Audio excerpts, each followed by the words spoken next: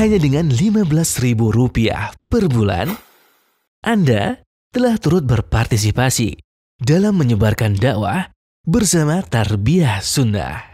Barakallahu fikum.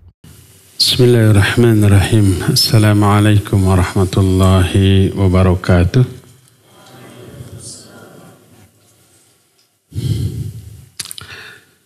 Alhamdulillahilladzi hadana lihadza wa ma kunna linahtadiya laula an hadana Allah. Wa ashhadu an la ilaha illallah wahdahu la syarika lah iqraran bihi wa tauhidan wa ashhadu anna Muhammadan abduhu wa rasuluh sallallahu alaihi wa ala alihi wa ashabihi wa sallama tasliman mazida wa ba'd. Anak-anakku sekalian yang Allah cintai, yang saya cintai karena Allah, calon hufadz, calon penghafal Al-Quran, calon ahli surga. Alhamdulillah kembali kita berjumpa untuk melanjutkan kajian tentang adab atau akhlak. Kita sedang membahas akhlak kepada Allah Azza wa Jalla. Dasar dari seluruh jenis akhlak. Kita berakhlak baik kepada sesama manusia, kepada orang tua, guru, orang yang lebih tua, sesama, kepada yang lebih muda, bahkan kepada orang kafir, kepada binatang, kepada lingkungan hidup. Kita harus memiliki akhlak yang mulia, dan dasar bagi semua jenis akhlak adalah akhlak kepada Allah. Karena Allah yang memerintahkan kita untuk berakhlak kepada sesama makhluk. Kita sudah membahas dua akhlak kepada Allah. Akhlak kepada Allah yang pertama adalah mengagungkan Allah. Mentauhidkan Allah dalam hal ibadah. Artinya menunjukkan, meniatkan, memaksudkan seluruh ibadah hanya kepada Allah. Kedua, takut kepada Allah. Salah satu adab yang baik kepada Allah, takut kepada Allah. Karena Allah itu maha pencemburu. Sedikit aturannya kita abaikan, perintahnya kita tinggalkan, larangannya kita langgar, Allah marah. Allah murka. Kalau Allah marah, memberi hukuman. Di dunia, di alam kubur, bahkan di akhirat nanti. Dan kalau Allah sudah menghukum, mengadab, azabnya itu dahsyat luar biasa. Makanya disebut syadidul iqab. Allah itu maha apa? Maha hebat siksanya, maha keras siksanya, maha dahsyat siksanya. Bayangkan aja tukang gibah di dunia, di alam kuburnya diazabnya gimana? Dia apa? Cokor-cokor. Wajahnya, dadanya dengan kukunya yang panjang, runcing dan dari logam. Ngeri. Itu baru di alam dunia. Belum di akhirat lebih dahsyat. Makanya wajib takut. Akibat dari takut, kita akan taat. Laksanakan perintahnya dan menjauhi larangannya. Itu adab yang kedua sudah kita terangkan. Sekarang adab yang ketiga kepada Allah, yaitu ta'zimullahi ta'ala wa ijlaluh. Mengagungkan Allah dan memuliakannya. wajib kita mengagungkan Allah. Artinya meyakini Allah itu maha agung, maha mulia. Kenapa? Karena seluruh alam jagat raya ini Allah yang buat. Allah yang bikin, Allah yang menciptakan. Huwallazi khalaqas samawati wal arda fi 6 ayyam. Thumma istawa 'alal 'arsy. Dialah Allah yang telah menciptakan langit dan bumi dalam waktu 6 hari. Langit dan bumi itu besar apa gede? Besar dan gede. Segede apa? Enggak kebayang. Saking besarnya seolah-olah nggak berujung, nggak bertepi, nggak berawal, nggak berakhir ya. Mana ujung langit? Nggak ada. Kita terus ke arah barat gitu, cari ujung langit. Nggak ada. Kapanpun, dimanapun melihat langit sama gitu, seolah-olah nggak ada ujungnya. Saking apanya? Besarnya. Padahal ada ujungnya. Tapi nggak tahu di mana, nggak tahu bagaimana.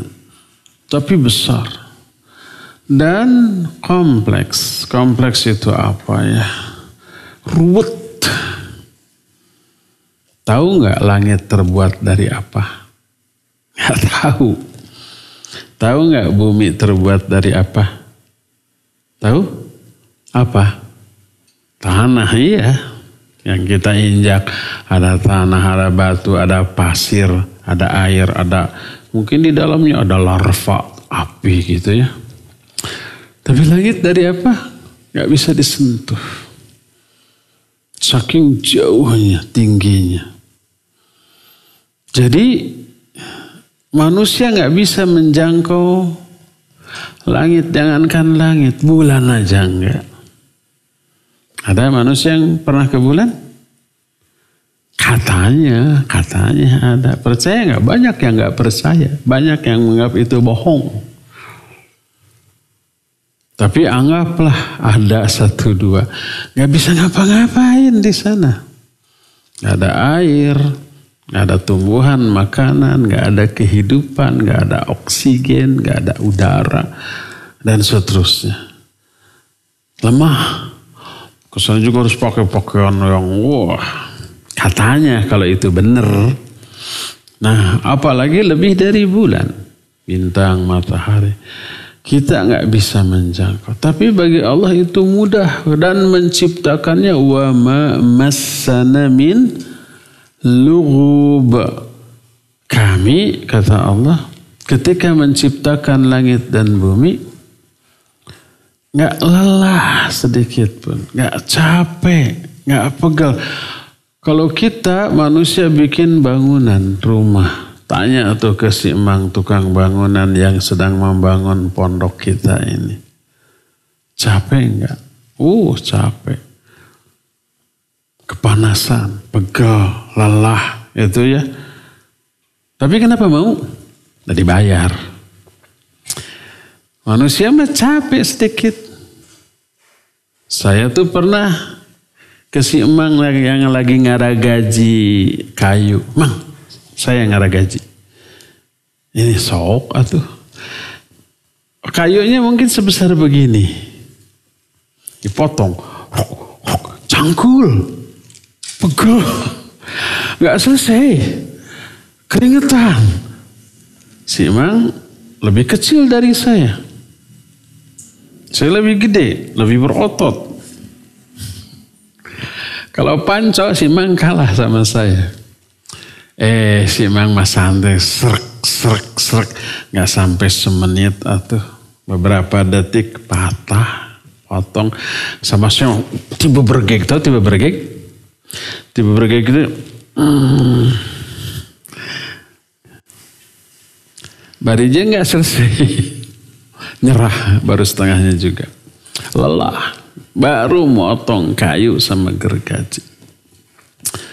Allah menciptakan langit dan bumi ini begitu susah. begitu besar, begitu ruwet, entah bahannya dari apa, entah bagaimana. Wa ma massana min lub, dan kami tidak disentuh oleh rasa lelah, capek, cangkel, pegal, enggak. Ini baru langit dan bumi. Apakah makhluk besar hanya langit dan bumi? Enggak, ada yang jauh lebih besar daripada langit dan bumi. Belum langit yang kita lihat ini langit pertama. Di atas langit pertama ada air. Kau dari mana Ustaz tahu pernah ke sana? Enggak. Dari hadis Nabi SAW. Nabi pernah ke langit? Pernah.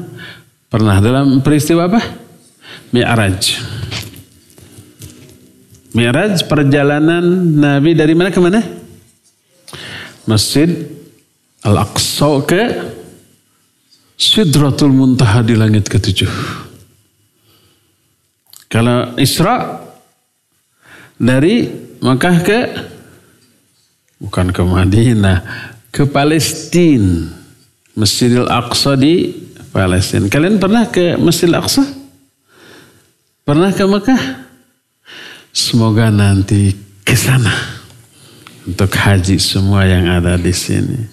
Haji umrah terus ke Palestina, ke Masjidil Aqsa, salat di sana yang sekarang masih dikuasai oleh Zionis Yahudi. Semoga Allah mengembalikan kepada kaum muslimin segera. Nah, dalam peristiwa Isra Mi'raj Nabi ke langit. Di atas langit pertama ada air.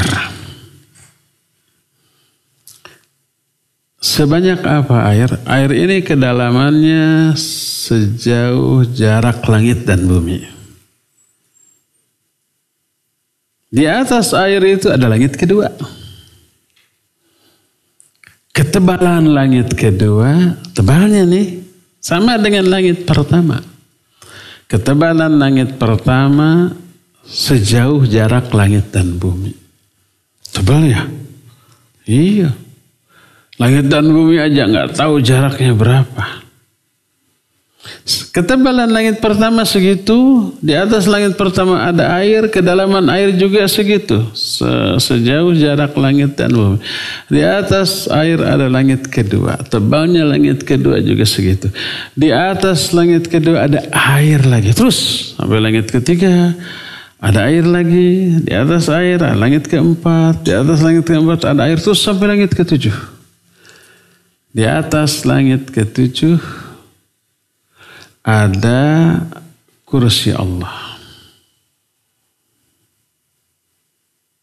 Nah, kursi Allah dengan langit dan bumi jauh lebih gede kursi Allah. Kata Nabi SAW, perbandingan langit yang 7, bumi yang 7 dibanding kursi Allah itu seperti 7 buah koin. Tahu koin? Uang logam yang 1000, yang 500 ada kan? Pernah lihat? Punya enggak? Punya. Saya juga punya 1 atau 2. 7 buah koin yang ditempel di atas perisai. Tahu perisai? Kalau zaman dahulu untuk apa? Perang, menangkis senjata. Ya setengah badan mungkin.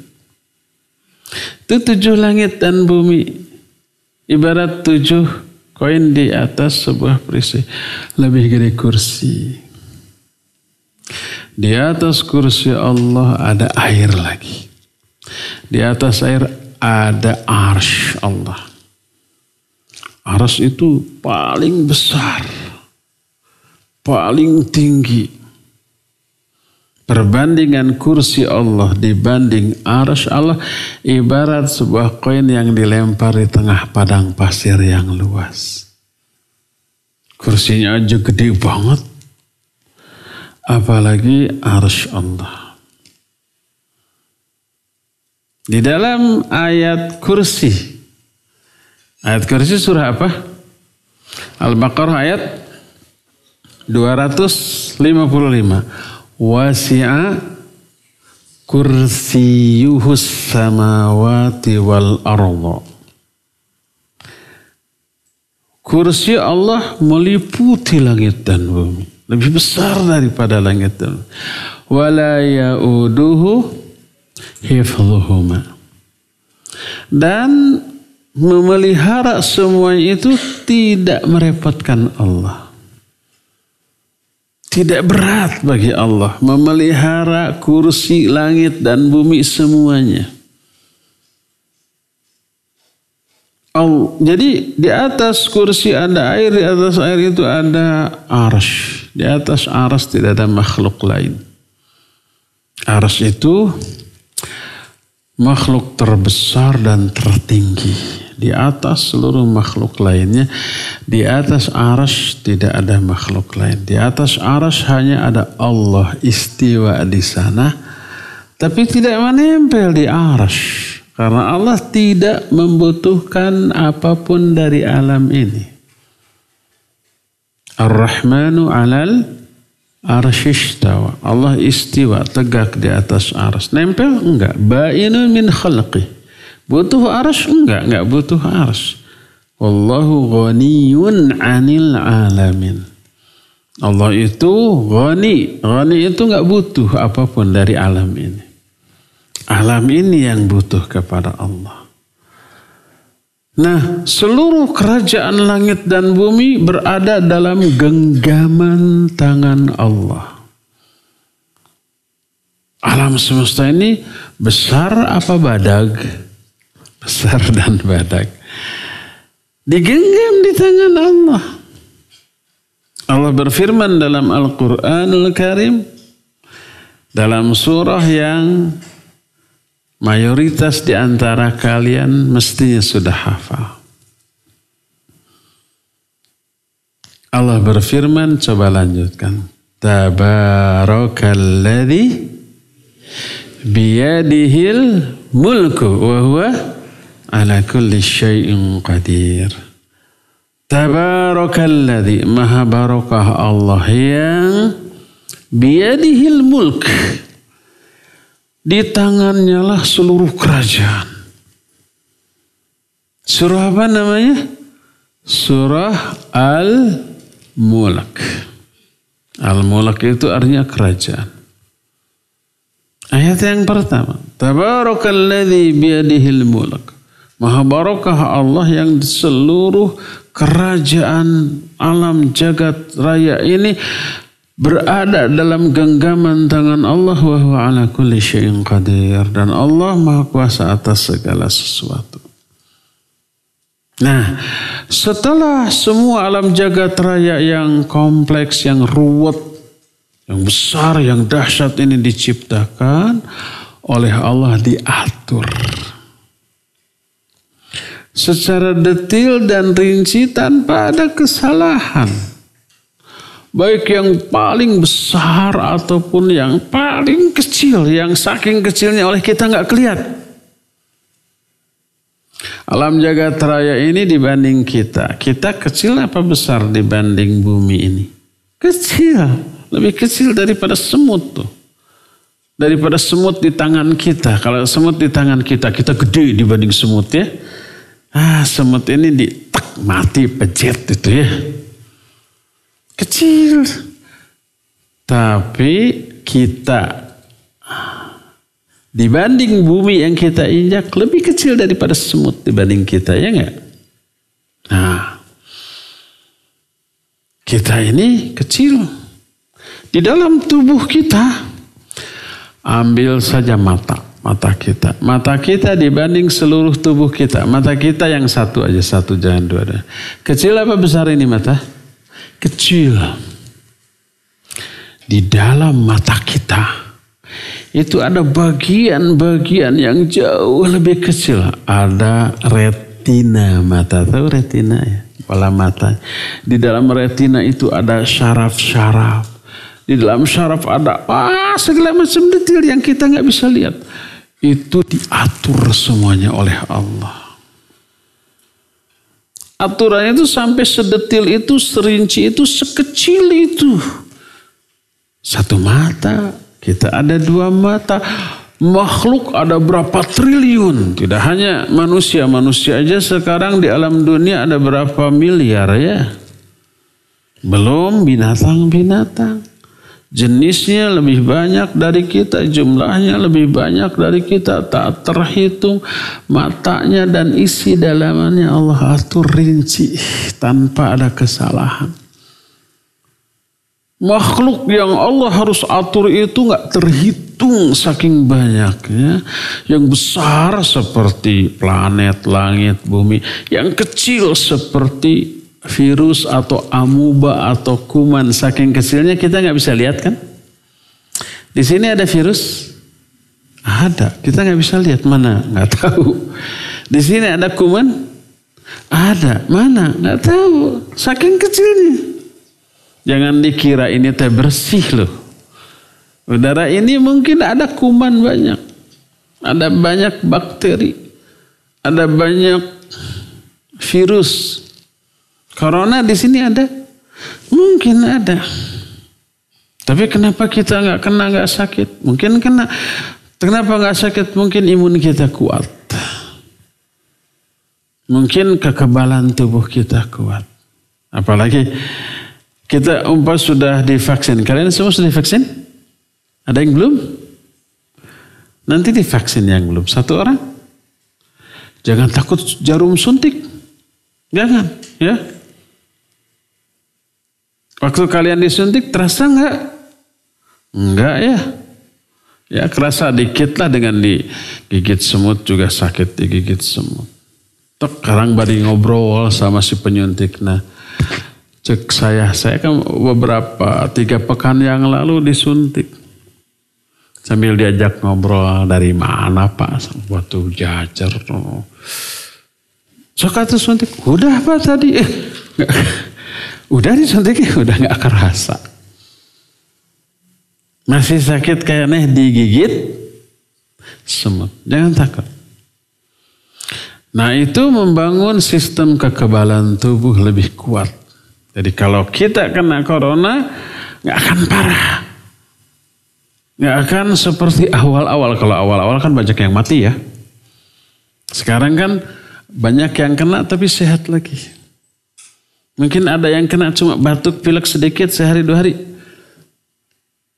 Sembuh. Nah, banyak virus, banyak bakteri, banyak kuman, banyak bibit penyakit, tapi nggak kelihatan. Saking apanya? Saking kecil.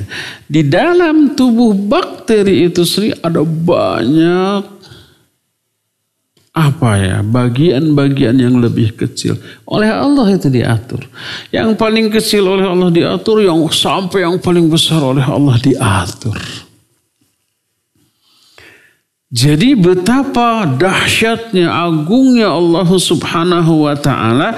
Karena itulah maka wajib bagi kita semuanya untuk mengagungkan Allah. Meyakini bahwa Allah agung. Pencipta seluruh alam jagat raya. Pengatur seluruh jalan kehidupan makhluk di dalam kehidupan dunia ini. Termasuk kita. Bagaimana kita nanti akan mengalami hidup, Allah sudah atur. Bagaimana bagian dalam dari tubuh kita yang kita sendiri nggak tahu, Allah tahu dan Allah yang ngaturnya. Makanya wajib bagi kita semuanya untuk meyakini keagungan Allah dan mengagungkan Allah Subhanahu wa ta'ala. Karena maha kuasanya Allah, maha agungnya Allah, maha besarnya Allah, maha tingginya Allah Subhanahu wa ta'ala. Dari sinilah maka lahirlah dalam diri seorang mukmin yang mengenal Allah rasa pengagungan kepada Allah Subhanahu wa ta'ala. Dari sikap pengagungan lahir ibadah, lahir ketaatan. Dan ketika ibadah juga gak akan asal-asalan. Karena kita menghadap yang agung. Atau jangankan kepada Allah, kalian umpamanya. Di sekolah dulu atau di pondok pesantren ini dipanggil oleh ustaz. Sini. Datang menghadap. Hatinya gimana? Deg-degan. Ada apa ini? Ada apa? Gugup ya.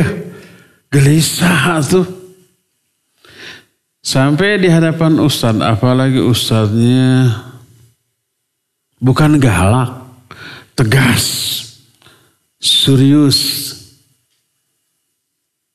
Datang. Masuk. Duduk. Serius mimiknya. Kita ngeper ya nggak? Ngeleper. Tegang. Kita gini nunduk, nggak begini santai, ongkang kaki, ketawa ketiwi, enggak, tapi gini duduk. Karena karisma sang ustaz. Nunduk, ditanya jawabannya singkat, iya atau tidak, saking gugupnya. Itu baru ke orang. Apalagi kepada Allah Azza wa Jalla yang agung kita menghadap. Kapan menghadap kita kepada Allah? Ketika apa? Salah satunya ketika sholat. Sholat itu menghadap siapa? Menghadap Allah. Diingatkan di selama sholat Allah itu harus yang paling dipentingkan, paling difikirkan, paling diperhatikan minimal selama sholat. Sejak awal sholat. Saya tanya, ucapan apa yang pertama kali kita lakukan, kita ucapkan dalam sholat? Apa? Apa? Cung? Apa? Gini ya tuh. Virus? Apa? Gimana? Apa artinya? Allahu Akbar. Allah Maha Besar. Ini awal. Allahu Akbar. Allah yang terbesar, teragung, terpenting, yang harus paling diperhatikan. Karena Allah yang paling besar, yang lain-lainnya kecil. Urusan dunia kecil. Urusan dunia jangan dulu difikirkan. Urusan dunia jangan dulu diperhatikan. Yang harus pertama diperhatikan pas awal sholat. Allah yang maha besar. Langsung tuh Allahu Akbar. Langsung konsentrasinya kepada Allah Azza wa Jalla. Menghayati bacaan yang diucapkan oleh mulut. Ini orang yang mengagungkan Allah tuh begitu. Mungkin ketika kita baca iftitah, baca Fatihah, baca surat, ingatan kita lepas lagi dari Allah, ingat lagi ke urusan dunia, ingat lagi ke urusan yang lain-lain. Pas mau ruku diingatkan lagi. Apa bacaan yang kita baca ketika akan ruku? Takbir lagi. Allahu Akbar. Ingatkan Allah yang terbesar. Allah yang besar. Ingat lagi itu ke Allah. Begitu terus. Ini yang salah satu hikmah. Kenapa perpindahan gerakan dalam sholat diselingi dengan takbir. Salah satunya untuk mengingatkan kita. Allah yang lebih harus diperhatikan selama sholat minimalnya. Allahu Akbar. Ingat lagi ke Allah yang terbesar. Ingat lagi ke Allah. Nanti pas bacaan ketika sujud. Ingat ke yang lain-lain. Allahu Akbar mau duduk tuh. Ingat lagi kepada Allah. Begitu. Virus. Sini. Jangan dua-duanya. Nggak mau. Ambil. Ayo. Cepat cangkel. Pilih yang paling gede dan sehat. InsyaAllah. Barakallahu fiik. Nah. Inilah adab kita kepada Allah. Maka dari mengagungkan Allah kita akan mentauhidkan Allah. Karena Allah satu-satunya pencipta, satu-satunya yang teragung, maka satu-satunya pula yang harus disembah. Ketika kita menyembah ke yang lain berarti kita tidak mengagungkan Allah. Dan inilah yang dikatakan oleh Allah tentang orang-orang musyrik. Allah menyatakan wa ma qadarullaha haqqa qadrih wal arda jami'an qabdatuhu. Kata Allah Azza wa Jalla, mereka orang-orang musyrik tidak mengagungkan Allah dengan sebenar-benarnya pengagungan. Kalau mengagungkan Allah mah tidak akan musyrik, ya enggak? Hanya nyembah kepada Allah. Ini orang musyrik mah, orang musyrik nyembah kepada Allah enggak? Saya tanya, orang musyrik nyembah kepada Allah? Nyembah apa enggak? Iya, nyembah. Kenapa tuh nyembah kepada Allah disebut musyrik? Karena menyembah juga kepada selain Allah. Ada enggak orang Islam suka sholat, suka saum, sudah haji, sholatnya enggak pernah berhenti. Terus tidak hanya yang fardu yang sunnah, tapi musyrik ada? Ada. Bagaimana bentuk musyriknya? Minta-minta ke kuburan. Minta-minta ke ruh-ruh orang-orang yang sudah mati. Walaupun orang yang sudah mati itu soleh, wali Allah bahkan nabi umpamanya, tetap nggak boleh minta kepada selain Allah, nggak boleh berdoa kepada selain Allah. Tapi rajin sholatnya, iya. Orang musyrik juga menyembah Allah. Ada seorang tadinya musyrik. Dia ditanya oleh Nabi alaihi salatu wassalam, kam ilahan ta'bud? Berapa sesembahan yang kamu sembah? Dia menjawab 7. Wahid fis sama wasitah fil arad. 1 yang ada di langit yaitu Allah. Saya sembah Allah. 6 lagi ada di muka bumi. Musyrik apa tidak? Musyrik.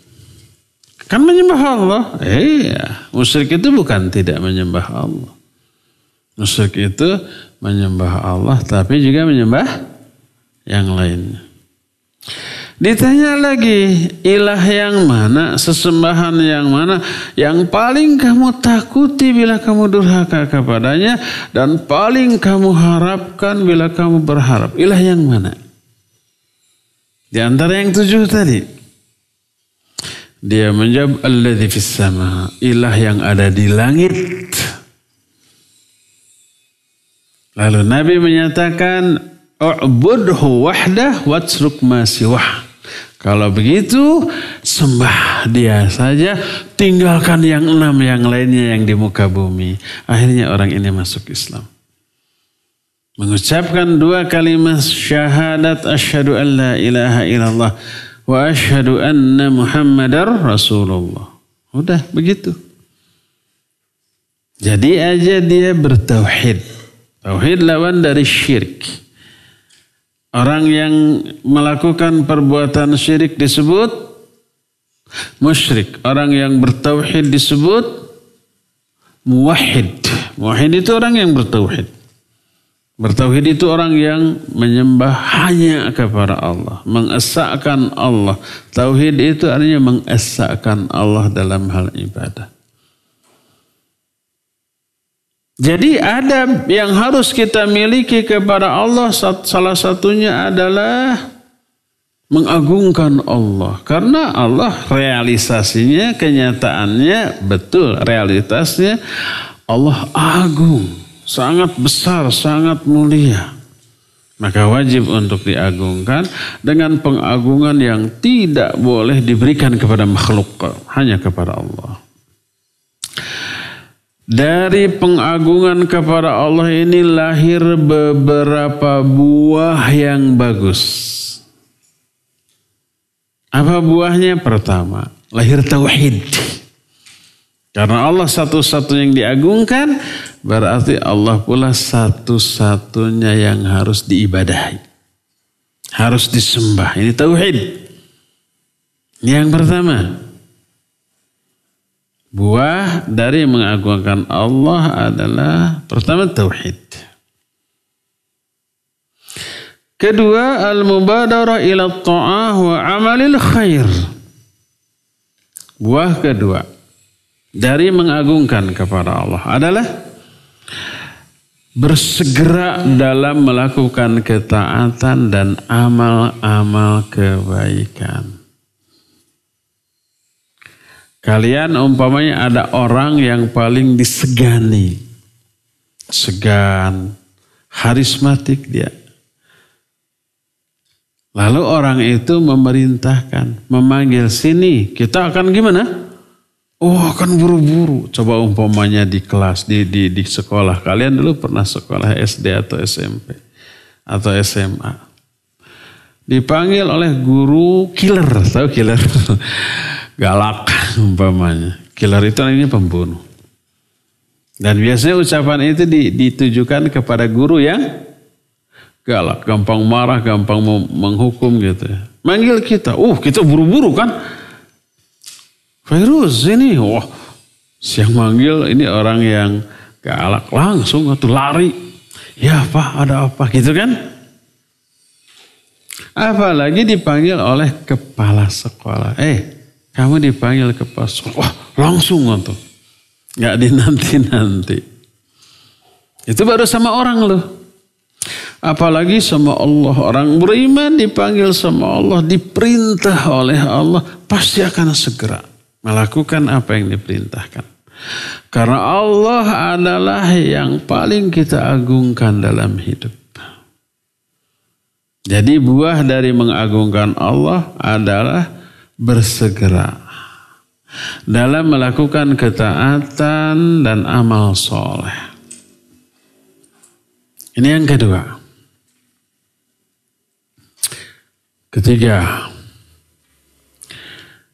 al-bu'du 'anil ma'siyah wasyarri wal fasad bi jami'i suwarih. Buah ketiga dari mengagungkan kepada Allah adalah menjauhi segala macam maksiat, keburukan, dan kerusakan dalam segala macam bentuknya. Nggak mau melanggar larangan Allah, nggak mau mengabaikan perintah Allah, nggak. Perintahnya langsung dilaksanakan, larangannya sejauh mungkin dihindarkan. Karena takut. Kalian berani nggak kalau umpamanya kepala sekolah di sekolah mengumumkan, kalian dilarang mengeluarkan baju dari celana. Harus dimasukkan nih aturan. Kalau enggak nanti di strap. Ini larangan. Semua siswa di sekolah itu segen nggak ke kepala sekolah? Segen. Apalagi galak, bukan galak, tegas umpamanya. Begitu kepala sekolah mengumumkan, kita langsung lihat baju kita. Oh, udah dimasukkan.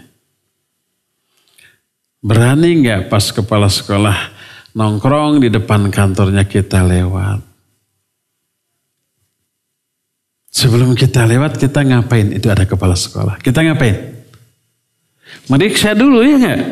Meriksa baju, lihat baju. Dikeluarin nggak? Sabuknya. Lihat. Dasinya. Lihat, dirapihin dulu. Rambut kadang-kadang, kering. Nah, dibasahin dulu. Ada yang begitu? Dijilat dulu tuh. Nggak apa-apa, yang penting kelihatan rapi. Kan nggak kecium sama kepala sekolahnya jauh. Setelah yakin rapi, ngaca dulu. Baru lewat. Sambil manggut ke kepala sekolah. Takut ada larangan yang kita langgar. Ya enggak? Pernah mengalami gitu? Ini baru ke orang. Seorang mukmin kepada Allah, saking mengagungkan Allah, takut kepada Allah Azza wa Jalla, maka enggak berani melanggar larangannya. Akan dijauhi larangannya. Dia menjauhi dosa, dia menjauhi maksiat, dia menjauhi keburukan. Dia menghindarkan murka dari Allah Azza wa Jalla. tidak mau dimurkai, dimarahi, dibenci oleh Allah. Atau sekali ketahuan oleh kepala sekolah umpamanya bajunya dikeluarkan, "Hei, sini. Kenapa bajunya keluar? Karena saya sudah larang." Dihukum. Apa hukumannya? Bukan digampar. Mungkin disuruh lari lapangan panas-panas, mungkin disuruh ngebersihin WC, bersihkan tuh WC semuanya. Atau tulis sebuku tuh, buku dulu ya zaman saya nih. Nggak tahu sekarang saya lihat tebal-tebal. Buku tulis itu hanya 20 halaman. 20 lembar lah. Mungkin 40 halaman. Ada yang lebih kecil daripada itu. Tulis sepenuh buku ini. Dan seling satu baris.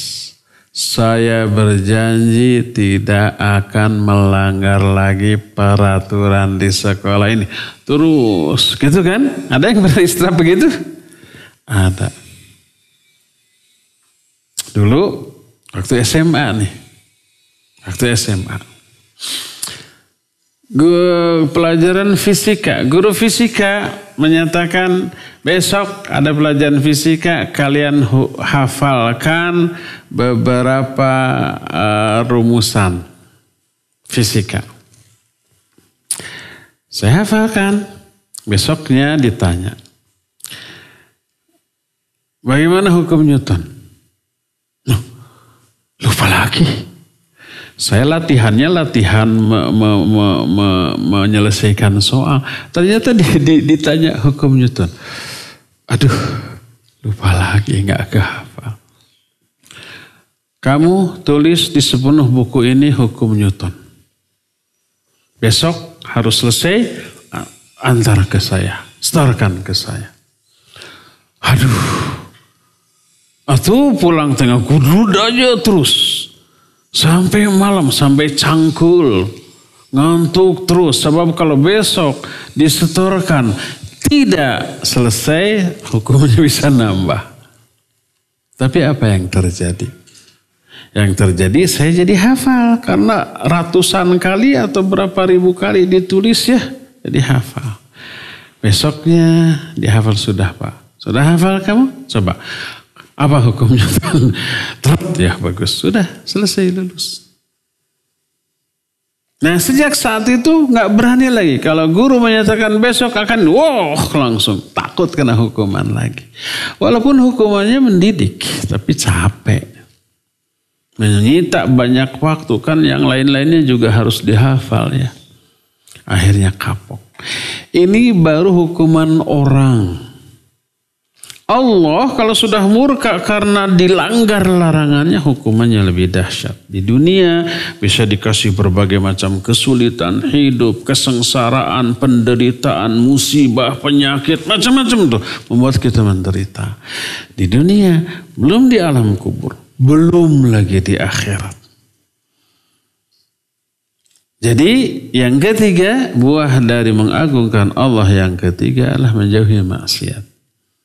Menjauhi dosa, menjauhi larangan. Ya, ini yang ketiga. Keempat, buah dari mengagungkan Allah adalah adamul khawfi minal khalaq fi dzatillahi azza wa jalla wassada bi kalimatil haq inda ma yurja au yukhaf. Buah keempat dari mengagungkan Allah, tidak akan takut kepada makhluk dalam membela Allah Azza wa Jalla, syariatnya, serta menolong membela agama Allah Subhanahu wa ta'ala. Jadi karena Allah satu-satu yang diagungkan, Allah pula satu-satu yang ditakuti, nggak ada yang takut. Yang dia takuti selain Allah SWT. Dan ketika membela Allah di hadapan orang yang paling ditakuti, itulah jihad terbesar. Jihad yang paling afdal. Nabi SAW menyatakan afdalul jihad kalimatul haqq inda sultanil jair. Inda sultanin jairin. Seutama-utama jihad adalah mengatakan kebenaran di hadapan penguasa yang jahat. Mengatakan, menyampaikan kebenaran. Itu berisiko, kalau di hadapan penguasa yang jahat, berisiko dihukum. Dipenjara, disiksa, atau bahkan dihukum mati. Risikonya besar. Tapi demi membela agama Allah dia sampaikan. Itu seutama-utama jihad. Dan itu hanya lahir dari pengagungan kepada Allah Azza wa Jalla. Ya? Inilah 4 buah dari pengagungan kepada Allah Azza wa Jalla yang apabila dimiliki oleh seorang muslim, dia akan menjadi seorang muslim dan mukmin sejati. Inilah anak-anakku sekalian, adab ketiga kepada Allah, yaitu mengagungkan Allah Subhanahu wa Ta'ala. Cukup ya penjelasan kita sampai di sini. Kita masih punya sisa waktu untuk bertanya jawab. Wassallallahu ala nabiyina Muhammadin wa ala alihi wa ashabihi wasallam. Siapa yang mau nanya? Yang kacamata siapa? Hilman.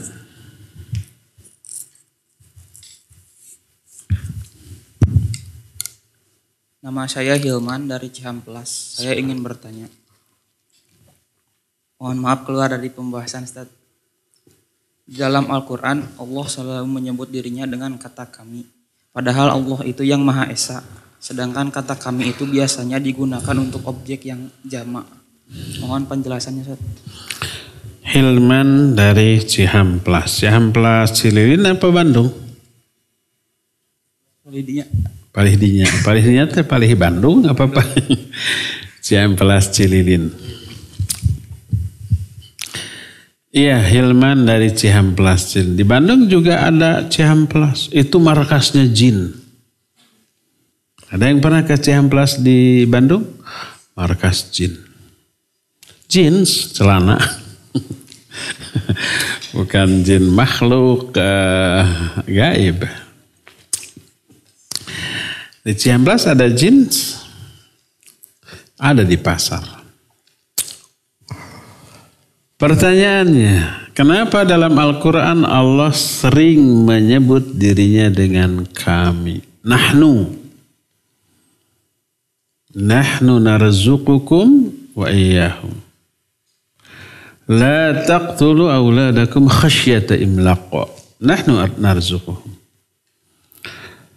Jangan kamu bunuh anak-anak kamu karena takut kelaparan. Kami yang memberikan rezeki. Kata Allah, kami.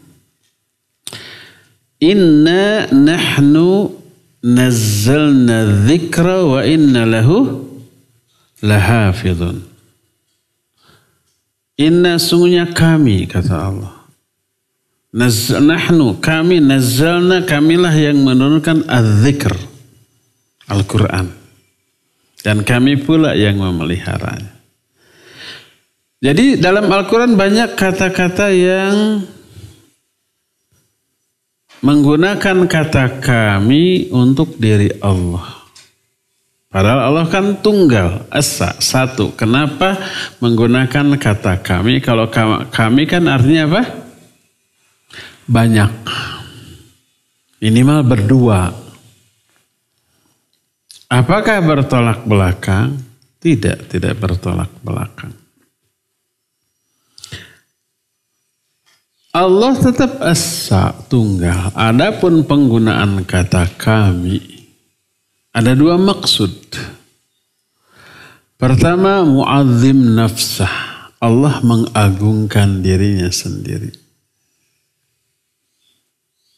Jadi kalau Allah menggunakan kata kami, menunjukkan dia sedang mengagungkan dirinya sendiri. Kalau umpamanya kita manusia ingin mengagungkan dirinya sendiri pakai kata kami. Konon ya.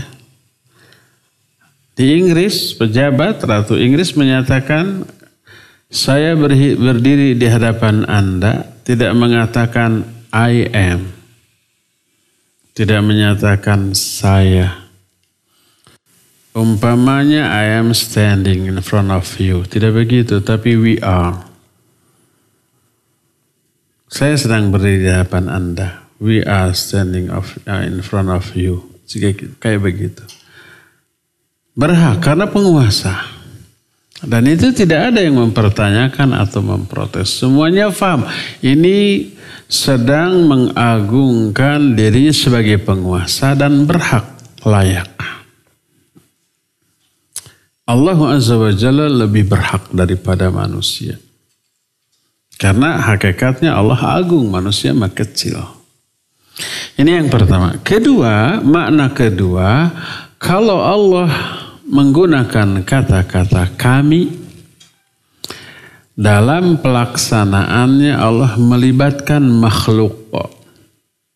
Contoh nih. Dalam hal memberi rizki, nahnu narzuqukum wa iyyahum. Kami yang memberi rizki kepada kalian. Dalam memberi rizki kepada makhluk, Allah langsung menurunkan rizki dari langit, ngasih ke kita? Tidak, tapi Allah melibatkan makhluk. Melalui orang lain yang hatinya orang kaya diluluhkan, dibaikan, dijadikan dermawan, lalu ngasih ke kita. Atau melalui dibuka pekerjaan, digampangkan pekerjaan, dia bekerja lalu diberi upah. Begitu cara Allah memberi rizki. Ada jalan-jalannya. Dan ketika memberi rizki melibatkan makhluk. Inna nahnu nazzalna dzikra wa inna lahu lahafizun. Kami yang menurunkan Al-Quran. Ketika Allah menurunkan Al-Quran kepada siapa? Kepada Nabi Muhammad SAW. Langsung gak Allah berbicara kepada Nabi Muhammad? Langsung apa tidak? Tidak. Tapi melibatkan makhluk. Siapa makhluk yang disuruh menyampaikan wahyu? Malaikat Jibril. Melalui malaikat Jibril disampaikan kepada Nabi Muhammad SAW. Karena melibatkan malaikat Jibril, maka Allah memakai kata-kata nahnu. Kami yang menurunkan, berarti tidak langsung oleh Allah, tapi melalui makhluk lain. Wa inna lahu lahafizun, dan kami yang akan memelihara kemurnian Al-Quran. Nah sekarang kalau ada orang yang mau memalsukan Al-Quran. Al-Qurannya diubah, dikurang atau ditambah. Orang kafir, orang Yahudi atau yang agamanya Muslim tapi munafik. Membikin Al-Quran palsu. Langsung gak dihukum oleh Allah, dikirim api dari langit, dibakar begitu? Tidak. Allah melibatkan makhluk. Ketika Quran palsu ini disebar, terlihat oleh seorang muslim. Orang muslim awam gak tahu bahwa ini palsu. Tapi pas ke ustaz, ke ulama, ke orang yang berilmu. Nah kenapa Al-Quran ini? Ke orang yang hafid Quran. Kalian nanti hafal Quran. Loh kok beda dengan yang saya hafal? Yang salah cetak aja ketahuan walaupun hanya sekata dalam ribuan ayat. Sekata aja ketahuan. Oh, ada kesalahan. Entah sengaja, entah tidak. Langsung lapor ke lembaga resmi, ke MUI. Nanti MUI lapor ke pemerintah. Ini ada Quran dipalsukan. Pemerintah menindak.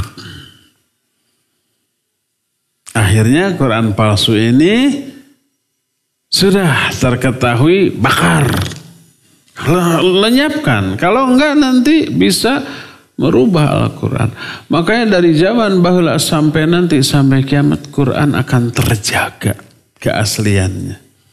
Enggak ada satu huruf pun yang dirubah. Jadi cara Allah memelihara kemurnian Al-Quran dengan melibatkan makhluk.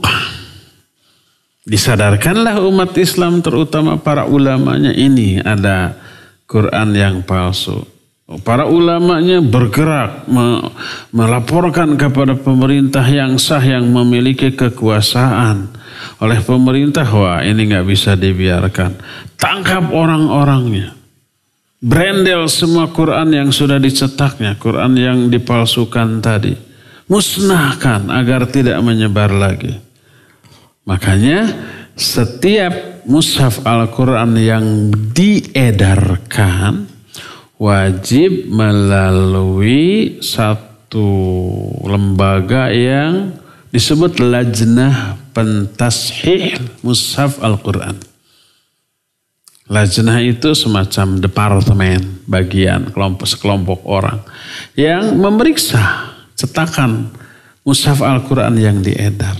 Kalau sudah benar, nggak ada kesalahan cetak, baik sengaja atau tidak sengaja, oh benar, ada stempel, benar sudah ditashih oleh Lajnah Pentashih Mushaf Al-Quran, edarkan.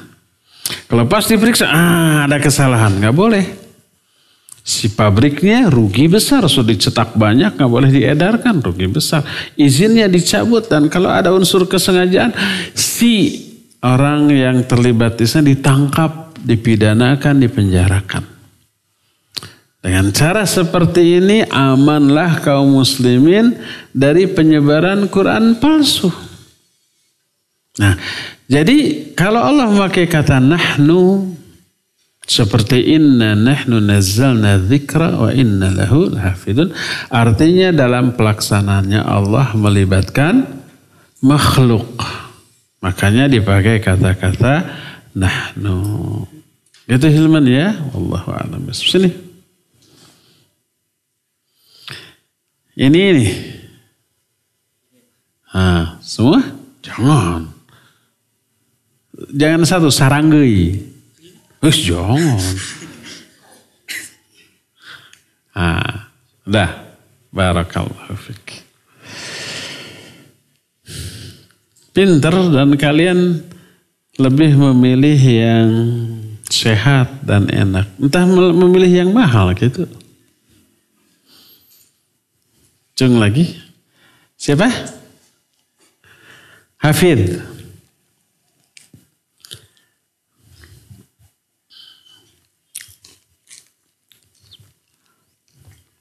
Assalamualaikum warahmatullahi wabarakatuh.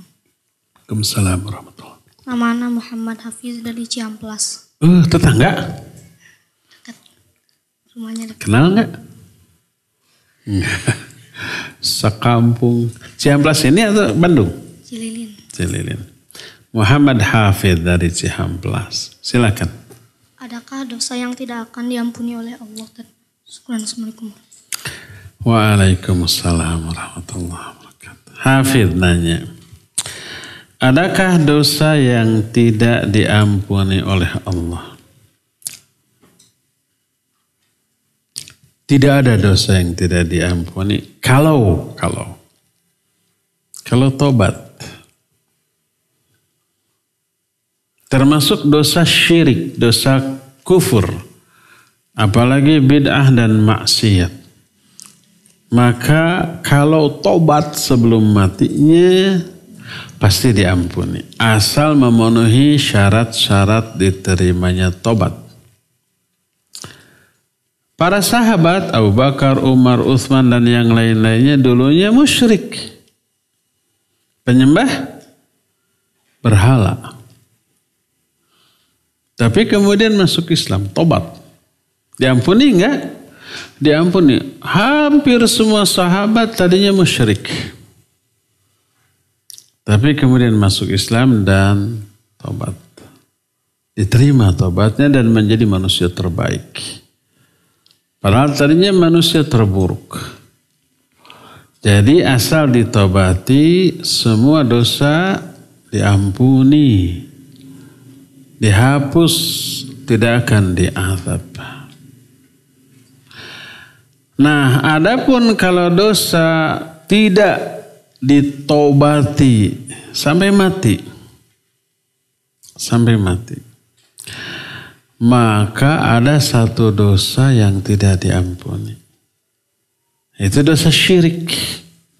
Orang umpamanya musyrik, berbuat syirik, menyembah kepada selain Allah, sampai mati tidak ditobati, ke bawah mati, itu enggak akan diampuni. Allah berfirman, innallaha la yaghfiru ayyushraka bihi. Allah itu tidak akan mengampuni dosa syirik. Wa yaghfiru ma duna dzalika liman yasha, tapi mengampuni dosa selain syirik bagi orang-orang yang Allah kehendaki. Ayat ini kata para ulama, di antara Syekhul Islam Ibn Taimiyah rahimahullah. Ayat ini untuk orang-orang yang tidak tobat. Dosanya ke bawah mati. Kalau dosa dan dosa syirik tidak akan diampuni. Dia neraka kekal abadi di dalamnya. Adapun kalau dosa selain syirik, dosa-dosa besar, apalagi dosa kecil, terbawa mati, tidak diampuni, tidak ditobati, ke bawah mati, mungkin diampuni, mungkin. Apakah semuanya? Enggak. Liman yasha, bagi orang-orang yang dikehendaki. Tidak bagi semua orang. Siapa saja? Pertama, orang-orang yang melakukan banyak kebaikan. Ibadah, amal soleh, infak, sedekah, kayak gitu. Sebab Allah menyatakan innal hasanati yudhibnas sayyiat. Kebaikan-kebaikan bisa menghapus dosa-dosa. Atbi'is sayyi'ata al-hasanah tamhuha. Ikuti kejahatan dengan kebaikan. Kebaikan itu bisa menghapus dosa-dosa. Inna sadaqah tudfi'u al-khati'ah. Sedekah itu bisa menghapus dosa-dosa. Termasuk istighfar orang lain. Kitanya tidak istighfar, tapi orang lain memintakan ampun untuk kita. Bisa terhapus? Bisa terhapus. Ini salah satu fungsi mendoakan orang yang sudah mati. Apalagi anak kepada orang tua kepada anak. Gitu. Orang yang tidak dikenal kepada orang lain yang tidak dikenal, orang itu sudah mati. Kita nggak kenal, kita doakan semoga Allah mengampuninya. Bisa itu diampuni. Al-Quran menjelaskan. Siapa yang hafal ayat ini lanjutkan. Walladzina ja'u min ba'dihim yaquluna. Bukhari, siapa namanya? Bukhari siapa namanya? Bukhari, mana mic? Dari mana Bukhari? Kemarin ngaku dari Cilembu. Ayo Bukhari. Walladzina ja'u min ba'dihim yaquluna rabbana ighfir lana wa li ikhwanina alladzina sabaquna bil iman wa la taj'al fi qulubina ghillan lil ladzina amanu rabbana innaka ra'ufur rahim. Ahsant, barakallahu fiik. Surat apa?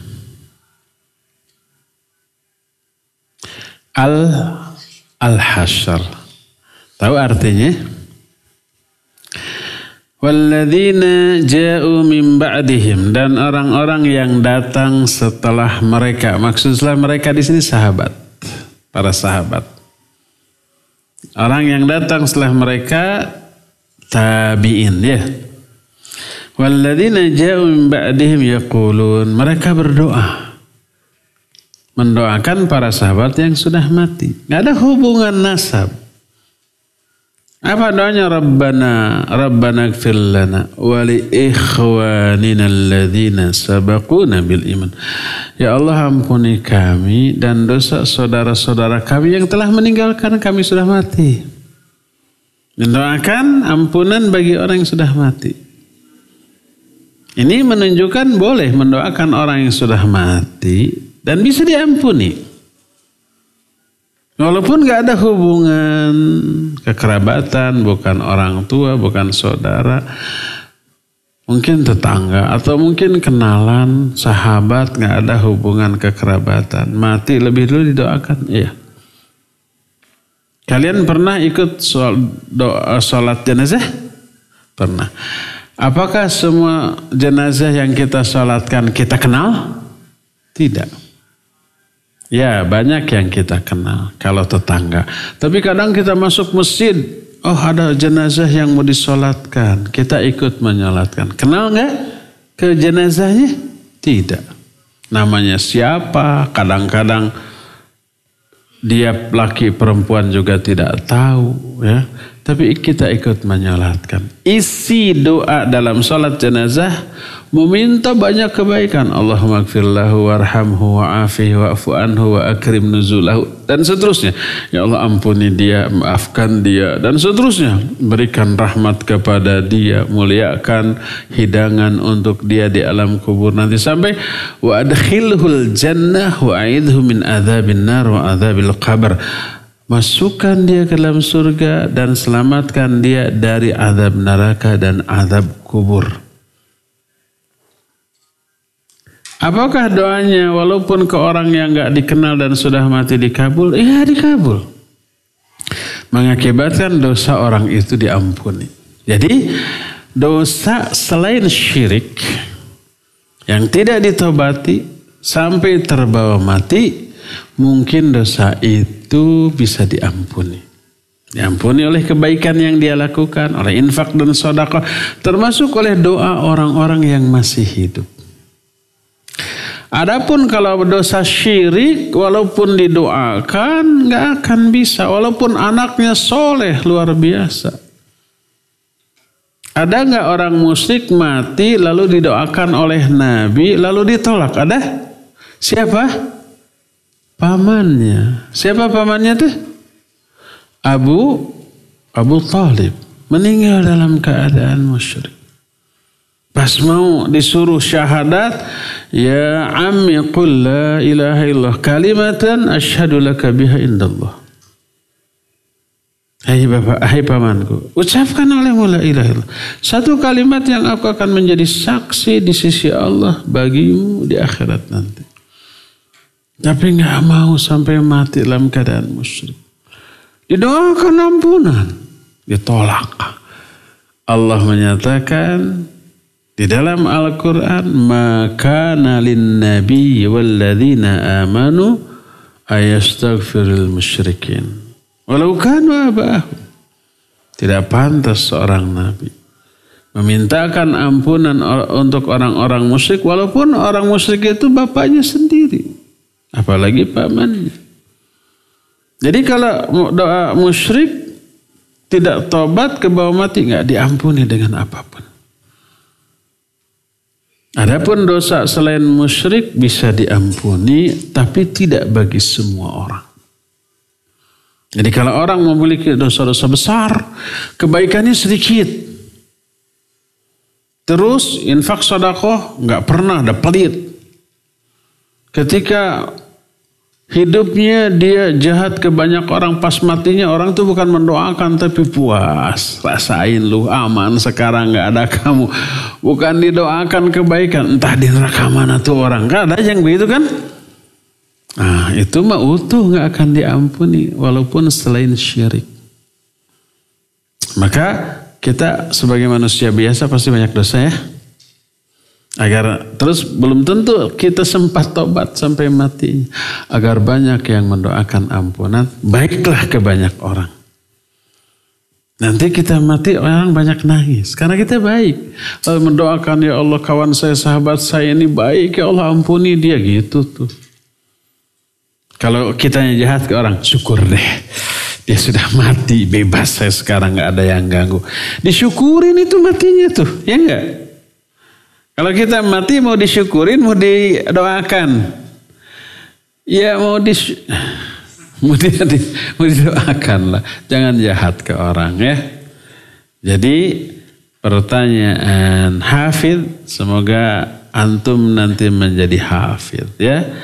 Namanya nanti sesuai dengan statusnya sebagai hafidh Quran.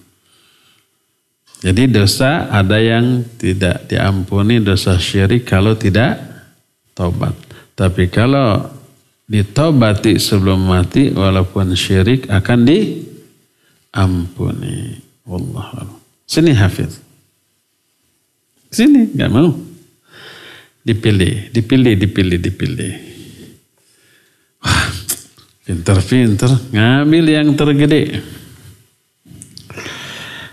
Cung, siapa lagi? Tuh yang jabrik. Assalamualaikum, Ustaz. Nama Rizky. Rizky dari Bekasi. Iya. Ada mana ya, Ustaz? Apakah ada waktu dilarangnya berdoa? Waktu dilarang berdoa.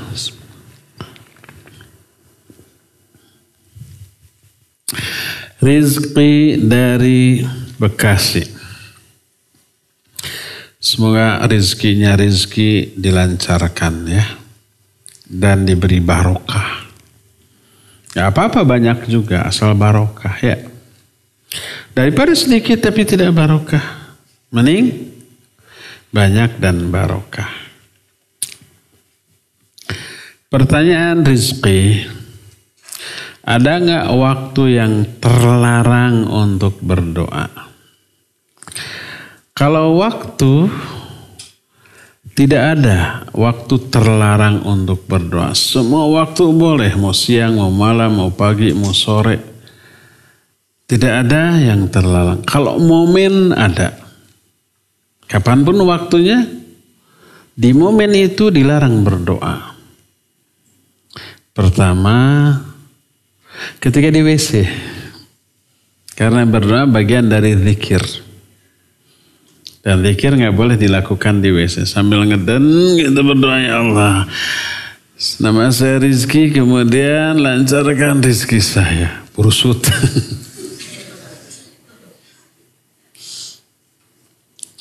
Itu bagian dari zikir. Baik siang, sore, malam kan jadwalnya kadang nggak tentu ya.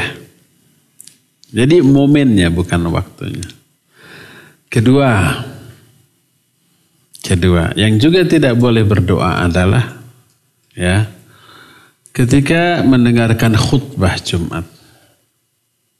Karena ada kewajiban. Apa kewajibannya? Ketika sedang khutbah kewajiban kita apa? Mendengarkan, menyimak. Nggak boleh ngomong.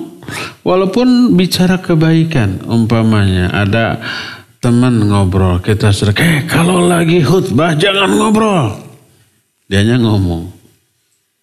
Nabi SAW menyatakan, "Idza qulta li sahibika yaumal jum'ah ansit wal imamu yakhtub faqad laghawta. Faman lagha fala jum'atalah." Atau kama qala sallallahu alaihi wasallam. Kalau kamu waktu hari Jumat berkata kepada kawanmu, "Diam, jangan ngobrol," padahal imam sedang khutbah, maka kamu lagha, sia-sia. Siapa yang sia-sia tidak dapat pahala Jumat. Padahal menyebut, diam, itu kebaikan apa keburukan? Kebaikan. Amar ma'ruf nahi munkar. Ada orang ngobrol kemudian, diam, ini khutbah, seru kamu. Gitu ya. Suaranya lebih keras daripada suara yang ngobrol tadi. Maka nggak boleh. Kalau itu kebaikan. Amar ma'ruf nahi munkar yang hukumnya wajib di luar khutbah. Tapi dalam khutbah nggak boleh. Apalagi yang sunnah. Berdoa hukumnya sunnah. Di momen manapun. Ya. Nah, maka tidak boleh. Dengarkan khutbah. Dengarkan apa yang dikatakan oleh khatib. Nggak boleh ngomong, nggak boleh main-main aja, nggak boleh umpamanya ada pulpen gini-gini gitu ya. Sampai para ulama pun menyatakan hukum mencatat khutbah bagaimana. Syekh Al-Utsaimin menyatakan tidak boleh.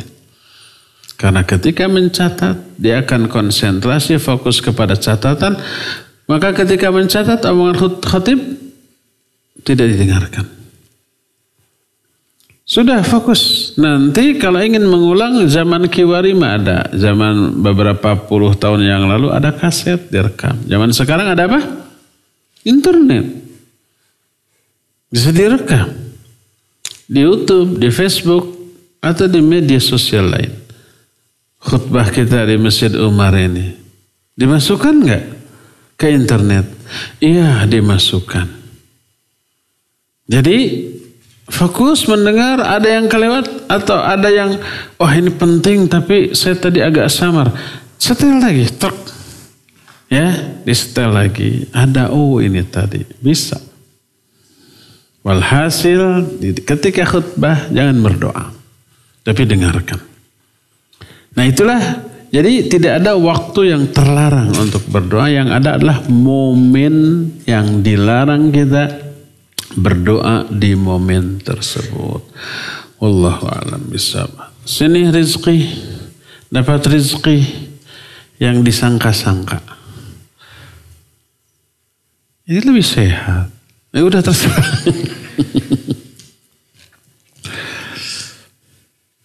Cung, siapa lagi? 1, 2, 3. Soleh jangan pakai yang kiri. Mau ngacung nggak? 1, 2, 3. Kamu ngacung? Yuk. 1, 2, 3, 4, 5, 6, 7. Ya, 7 orang ini maju semua. Maju sini. Yang tadi ngacung. Ayo maju, maju. Maju. Maju. Siapa yang ngacung tadi? Maju. Ambil semaunya. Milih. Jangan berebut. Mau ini, mau itu. Mau ini. Jangan.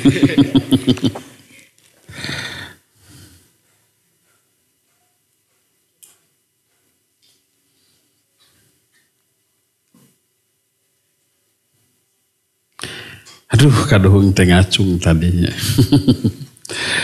Subhanakallahum bihamdik asyhadu an la ilaha illa anta astaghfiruka wa atubu ilaik walhamdulillahi rabbil alamin. Wassalamualaikum warahmatullahi wabarakatuh.